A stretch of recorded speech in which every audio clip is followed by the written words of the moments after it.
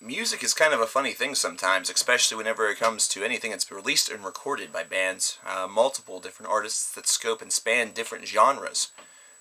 For example, here's one for you.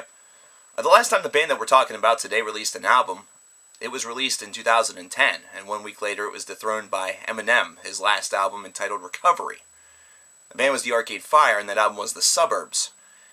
Here in 2013, the Arcade Fire have released their massive 2-CD follow-up to the Suburbs entitled Reflektor. And yeah, 1 week later, Eminem is releasing a new album, the Marshall Mathers LP2. So there's a possibility that twice, consecutively, in these two artists' careers, they're going to meet up with one another in a weird way. And that's in the fact that Suburbs went to #1 and was dethroned by the Eminem album the next week. And here, if the Arcade Fire's Reflektor ends up at #1 tonight, it could happen again. And probably will. Reflektor is a massive album of huge scope. 2 CDs and only 75 minutes. You might wonder why in the world didn't they just put this on one, considering most CDs handle 80 minutes just fine. I kind of like the idea of the fact that they did this because it gives you the opportunity to kind of break up the process into 2 separate LPs. Part 1, or Volume 1, and Volume 2. Excuse me. Now, the reason why I really enjoy this idea is because you're able to definitely take in each volume individually, and really it's not as long of an experience in order for you to get from point A to point B on the record. It's almost like listening to 2 really solid records back to back, as opposed to listening to one super long record that, while it's still be able to keep your attention and captivate you, and that might be what we're looking for here, there is that capability and that possibility that having one album be 75 minutes in today's society is kind of a faux pas. So in reality, I think that this 2 CD set as opposed to a 1 disc set was kind of a good move. Now, for those of you who are, here for the channel for metal, the Arcade Fire are definitely not a metal band. They're an indie band that specializes in Baroque pop, some dance pop, even some disco, if you want to call it that. They have won Grammy Awards for Album of the Year for the last album, The Suburbs. They've gotten highly favorable reviews for albums such as Neon Bible in the past. And also, they've just been one of those bands that's been very highly favored amongst the indie and even the pop/rock/alternative elite. The first single off of this album, Reflektor, the title track, is over 7 minutes in length. It's kind of a dancey sort of number that includes some work and some help from David Bowie with some backing vocals. And it's definitely a fitting choice for the single, but I'll be honest with you, I think track 2 is actually the better choice. But whenever you consider it, it's never about what I think. It's always about what the band wants to do, and really it's still a fitting song one way or the other. Both of them just have a stunning array of musicality. I just feel that the second one perhaps had a little bit more of a catchy pop to it than the first one did, though that could easily be argued one way or the other, maybe within the confines of this own video. Disc 1 is really kind of a unique idea, especially whenever we get to Here Comes the Nighttime, which is a 2-part suite that is, there's 1 song on each disc. In fact, the funny part is that part 1 was actually constructed later. It was the second of the 2 that was constructed, and part 2 was constructed first, and it actually kicks off disc 2. Yeah, try to wrap your head around that one. I really like the way in which this the first album really progresses, because it really shows a real plethora of styles, and they kind of jump around a little bit from this indie, like, elite type of idea to this dance/disco era style infusion, and then at the same time with tracks such as Normal Person, you're able to hear a little bit more of their rock side, where I really feel as though they took a huge cue from the Rolling Stones.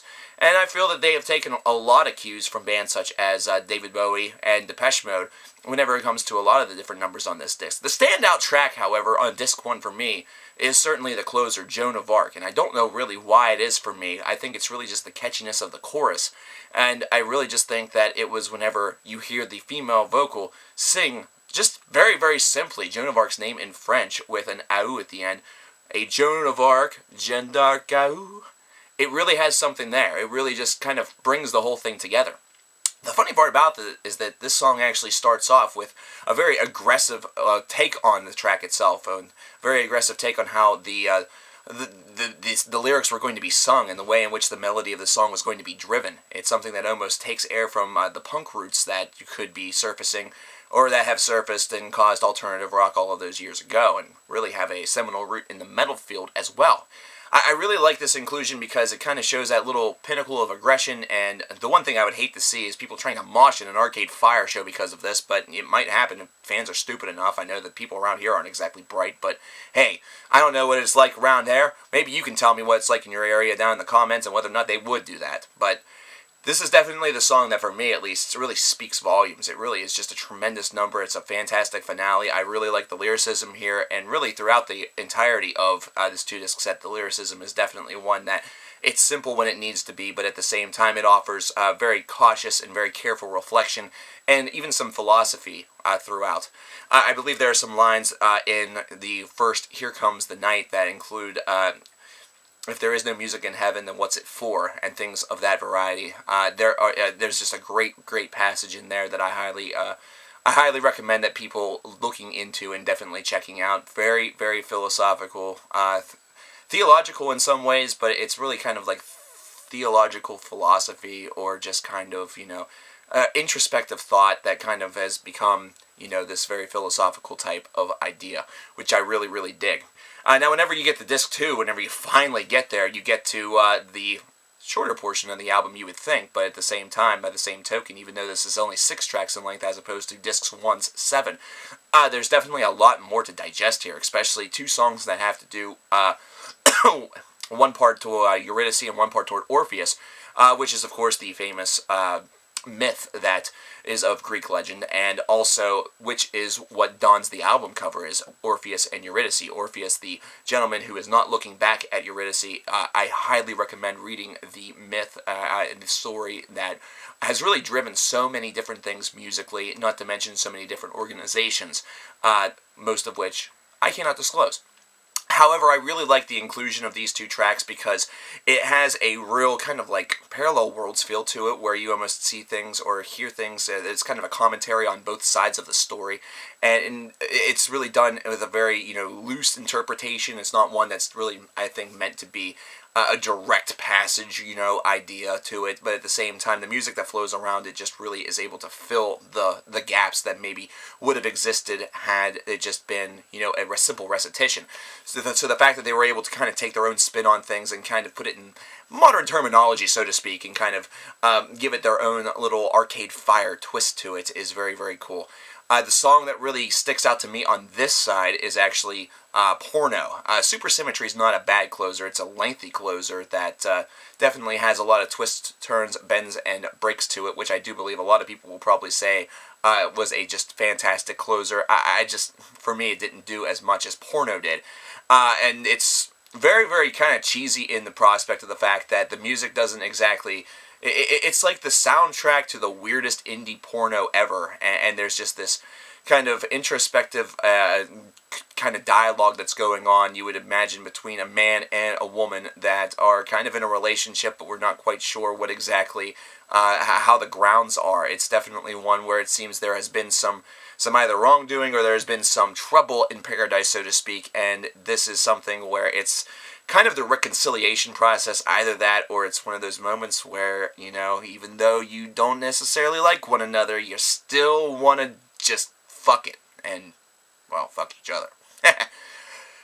Overall, this disc is just ripe with great moments, and that's the reason why, some of these I'm able to disclose to you that come to mind, because it just really has that sort of effect. You're going to find something on this album that's really for you. They've really been able to vary the bar enough and also raise it enough that way it doesn't feel like a disappointment after the grand majesty that was the Suburbs to so many people.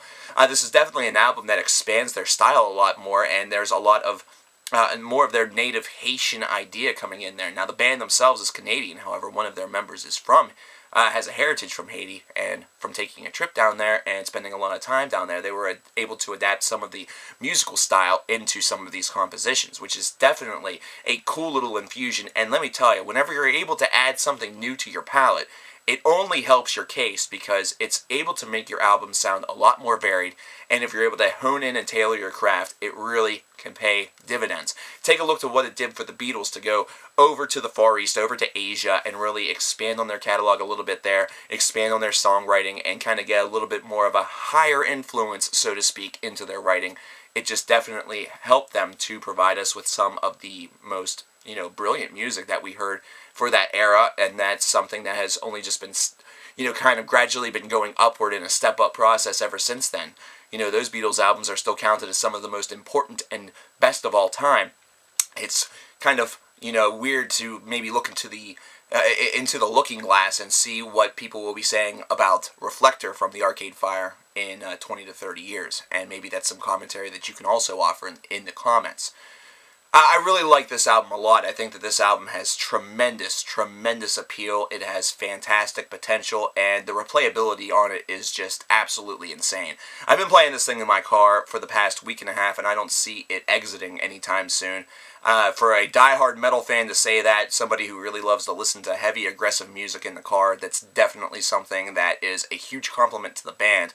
And not to mention a huge compliment to the appeal that this album has. Reflektor, I think, has a high possibility of placing very high on the list, if not the top spot, of my favorite pop rock / alternative / independent album of the year, or indie album of the year, if you really want to even call them that. I don't even think they're on an indie label anymore. But this is one that, even as a metal fan, I definitely encourage you guys to check out at first, because even if you just check out a song or two that I mentioned on Spotify and end up really, really liking it, this could prompt you to really want to purchase it, and I do recommend purchasing this one. It's definitely well worth it, and even though it's a 2 CD set, at most places it is still recognizably affordable, so definitely check out this album. It's definitely well worth it.